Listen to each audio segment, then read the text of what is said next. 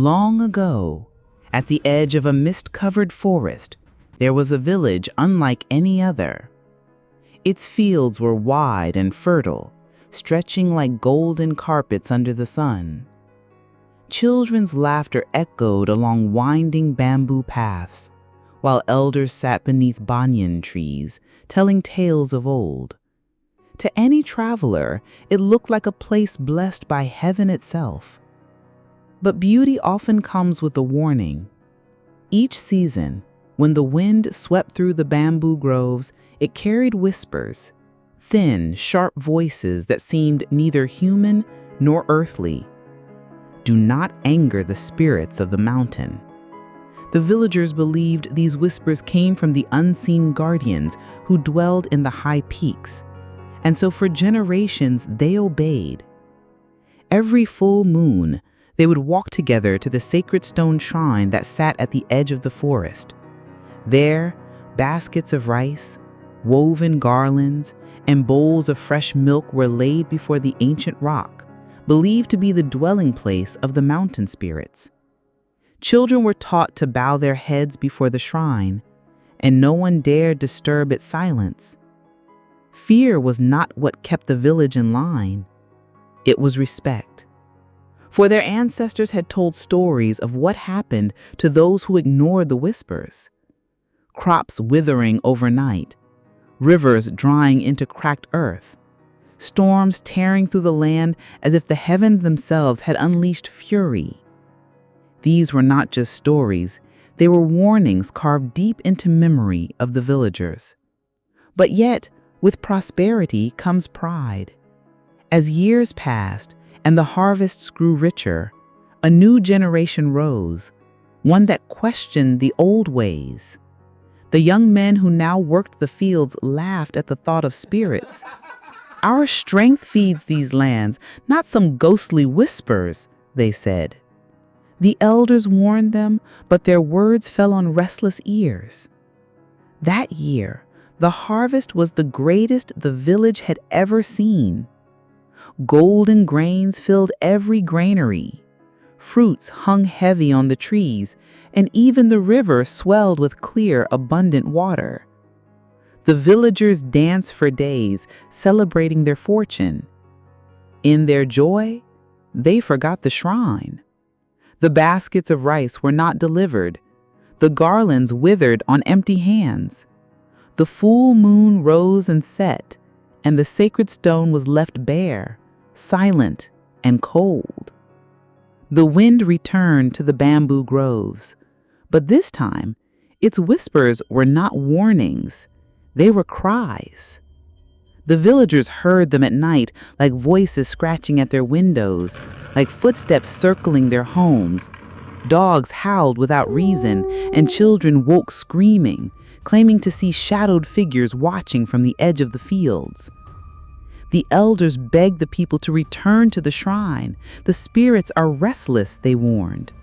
But pride had already taken root in the hearts of many. We built our future with our hands, they declared.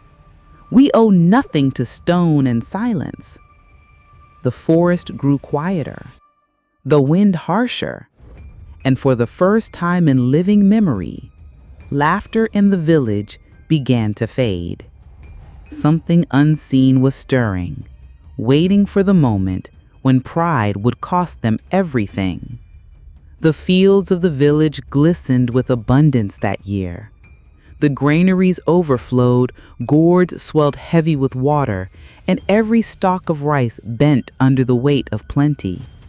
It was a harvest unlike any other, and the new chief, young and bold, saw it not as a blessing of the spirits, but as proof of the village's own strength.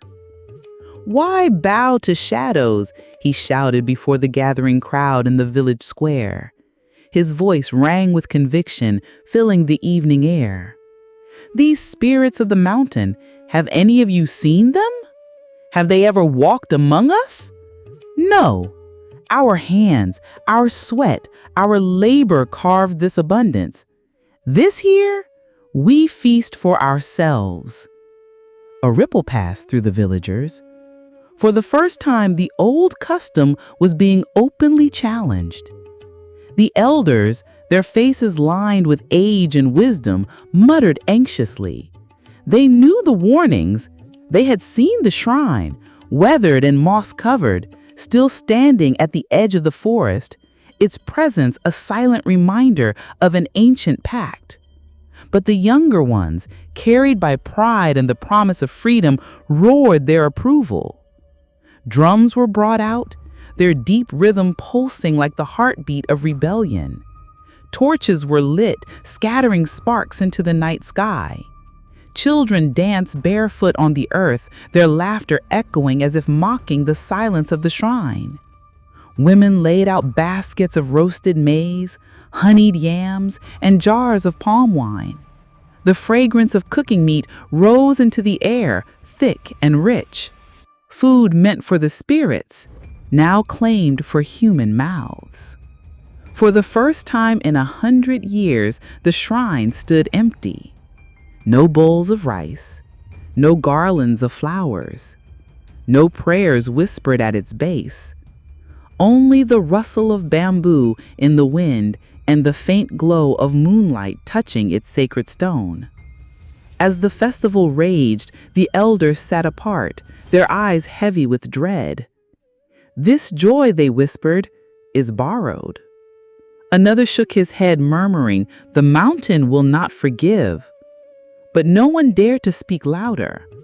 Against the rising tide of pride, their warnings would have been drowned out like stones thrown into a roaring river. The night grew wilder. Drums beat faster. Feet stomped harder. Wine spilled, laughter turned into shouting, and pride fed upon itself.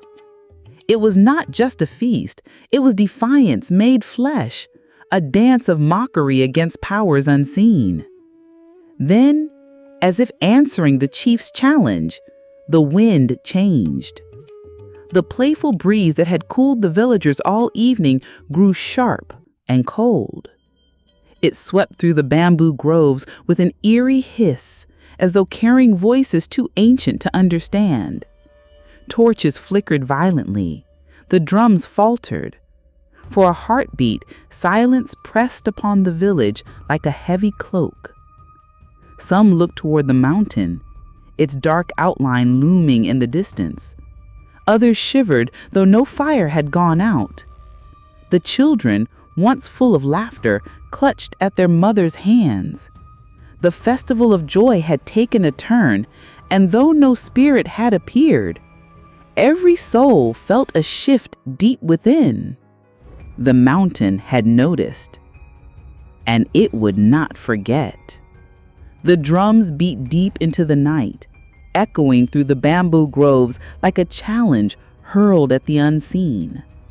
Firelight flickered across painted faces as dancers spun, their laughter sharp against the stillness beyond the village gates. But not all joined the merriment. Children huddled together, their eyes wide.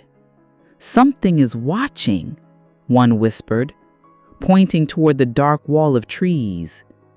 Indeed, at the forest's edge, faint glimmers of light appeared, not the steady glow of lanterns, but eyes, countless and unblinking, staring from the shadows. The dogs sensed it first. They snarled, then whimpered, tails tucked before breaking into a long, mournful howl. The sound should have stopped the revelry, but instead the villagers laughed harder, their pride swelling as if to drown out fear itself. By the shrine, silence reigned. Its sacred stone, once smooth and whole, now bore a jagged crack running straight through its heart. No offering lay at its feet. Only cold moonlight touched it. Still, the music grew wilder.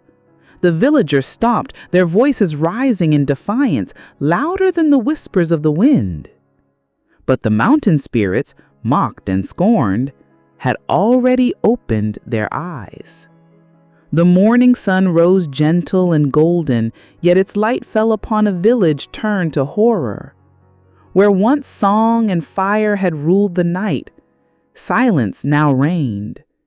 The old woman by the well stood frozen, her clay jar still brimming, though her arms had long since become stone.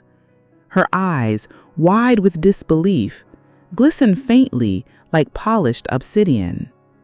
Near the shrine, the dancers who had mocked the spirits were locked mid-motion, mouths open in laughter that would never finish, hands stretched toward the sky. Their shadows lay sharp across the ground, but their bodies no longer breathed. Children clutched one another, carved together as a single block, their final fear preserved forever. Not all were caught in terror. Some wore expressions of defiance, lips curled in pride even as their hearts ceased. But whether afraid or proud, all shared the same fate, eternal stillness. The shrine stone, split in the night, now pulsed faintly with an otherworldly glow.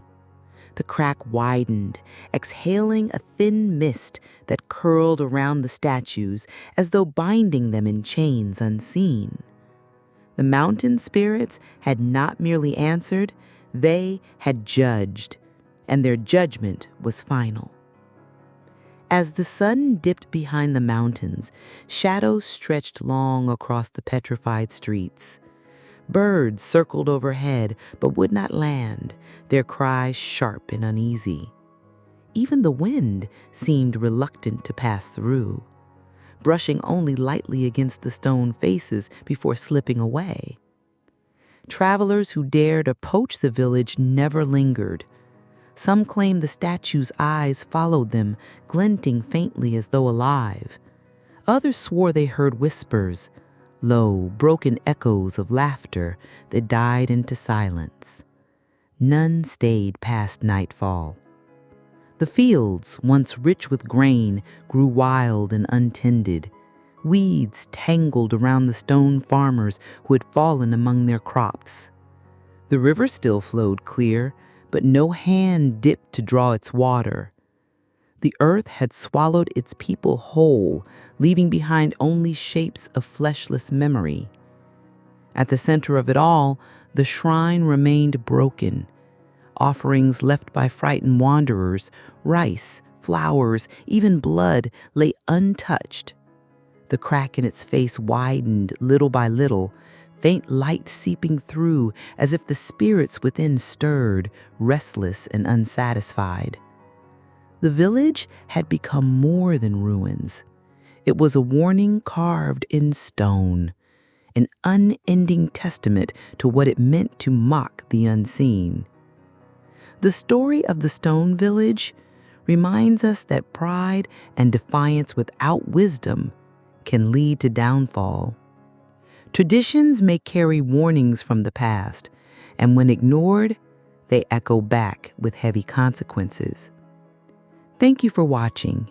Subscribe to Whispering Hills Folktale to discover more enchanting tales and rich traditions from the comfort of your own home. Every story holds a lesson. Don't miss the next one.